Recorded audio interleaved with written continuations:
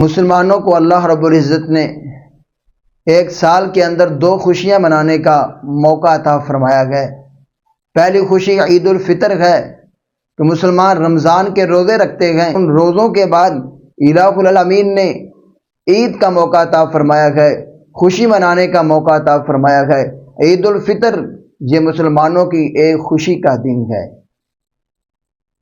اس دن کے اندر مسلمان اللہ رب العزت کے حضور پیش ہوتے گئے، نماز ادا کرتے گئے۔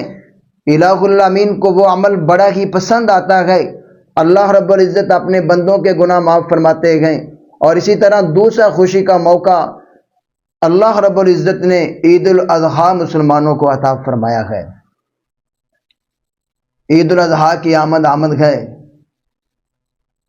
عید الاضحیٰ کے موقع پہ سب سے بڑا عمل جو اللہ کے نزدیک ہے وہ قربانی کرنا ہے۔ قربانی نبی مکرم صلی اللہ علیہ وسلم کی سنت ہے اور سنت مؤکدہ ہے۔ قربانی نبی مکرم صلی اللہ علیہ وسلم کی ایک ایسی سنت ہے جو سنت مؤکدہ ہے۔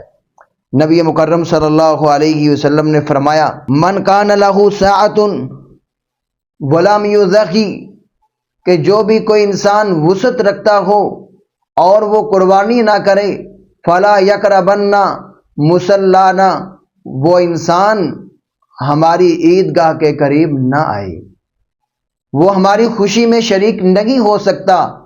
جس انسان کے پاس طاقت ہے، وسعت ہے، استطاعت ہے، لیکن اس کے باوجود بھی وہ انسان قربانی نہ کرے، امام الانبیاء نے فرمایا وہ انسان مسلمانوں کی خوشی میں شریک ہی نہیں ہو سکتا۔ اس حدیث کو امام ابن ماجہ نے سنن ابن ماجہ میں نقل کیا ہے 3123 کے تحت۔ اور اس حدیث کی روشنی میں ہمیں یہ بات معلوم ہوتی ہے کہ اگر کسی انسان کے پاس وسعت ہے، طاقت ہے، تو اسے قربانی ضرور کرنی چاہیے، کیونکہ نبی مکرم صلی اللہ علیہ وسلم نے اپنی زندگی کے اندر قربانی کا عمل چھوڑا نہیں گئے، تو ہمیں بھی کرنا چاہیے۔ ہاں، بے شمار لوگ بے شمار باتیں کرنے کی کوشش کرتے گئے، بے شمار دلیلیں دیتے گئے کہ تم قربانی کی جگہ پہ کسی کی مدد کر دو، قربانی کی جگہ پہ کسی کی بیٹی کی شادی کروا دو۔ تو میرے عزیز بھائیوں، بیٹی کی شادی تو ہم دوسرے موقعوں پہ بھی کروا سکتے ہیں۔ انسان قربانی بھی کرے اور بیٹیوں کی شادی بھی کروائے، قربانی بھی کرے اور اس کے علاوہ صدقات بھی کرے، وہ بھی الہ العالمین قبول فرمائیں گے۔ یہ بات درست نہیں ہے کہ انسان قربانی کو چھوڑ دے اور وہ پیسے اپنے کسی اور جگہ پہ صدقہ کر دے، یہ بالکل بھی درست نہیں ہے۔